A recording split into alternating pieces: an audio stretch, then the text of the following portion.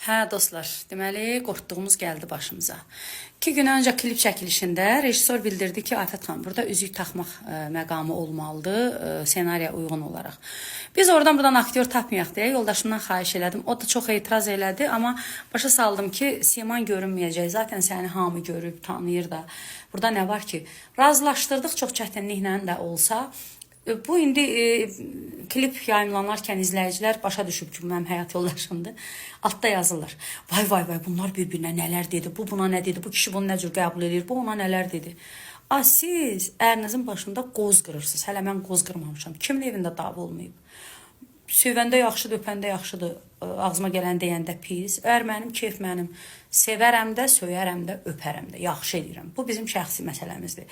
Əgər belə obyektivsizsə, o zaman sizlə razı olaram ki, iki bic doğan başqasının nərindən, altını çizirəm. Keçmiş vaxtı itə oxşayan, it konkret, belə tühlü, qıllı-mıllı it olur, ona oxşayan, küçə adamı, büyün o kişinin pulu ilə özünü düzəldib, yığdırıb, o kişinin arvadını heç əlinə tökməyə yaramır. Nə əxlaqda, nə gözəllikdə. Gəlib indi o kişi piyan olub, pingvin, əlinə bu keçib, özdə kimisə acığına bu keçib, bunu hamımız yaxşı bilirik.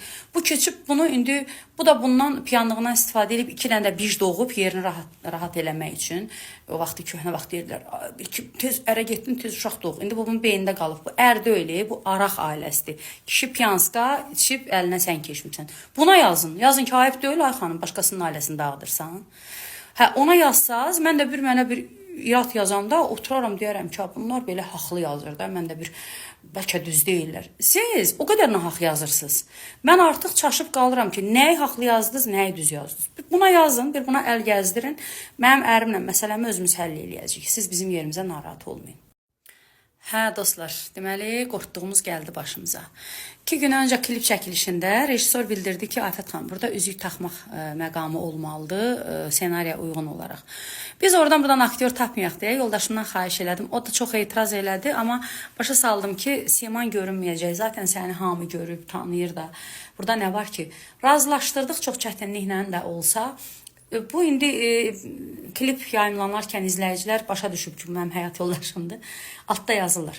Vay bunlar bir-birinə nələr dedi, bu buna nə dedi, bu kişi bunu nə cür qəbul edir, bu ona nələr dedi. Siz ərinizin başında qoz qırırsınız. Hələ mən qoz qırmamışam. Kimin evində dava olmayıb? Sevəndə yaxşıdır, öpəndə yaxşıdır, ağzıma gələn deyəndə pis. Əgər mənim keyf mənim, sevərəm də, söyərəm də, öpərəm də, yaxşı edirəm. Bu bizim şəxsi məsələmizdir. Əgər belə obyektivsizsə, o zaman sizlə razı olaram ki, 2 bic doğan başqasının nərindən, altını çizirəm.